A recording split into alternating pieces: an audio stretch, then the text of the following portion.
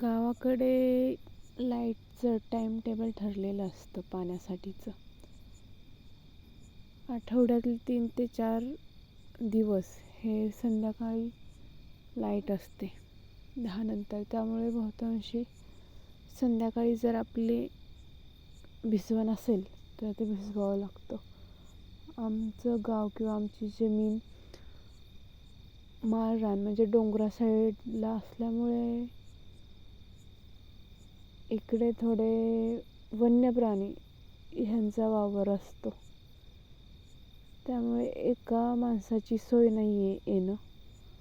म्हणून आज किंवा जेव्हा जेव्हा गरज असते तेव्हा आम्ही दोघे येतो. जर रात्रपाळी असेल म्हणजे पाण्याची लाईट हे संध्याकाळची असते.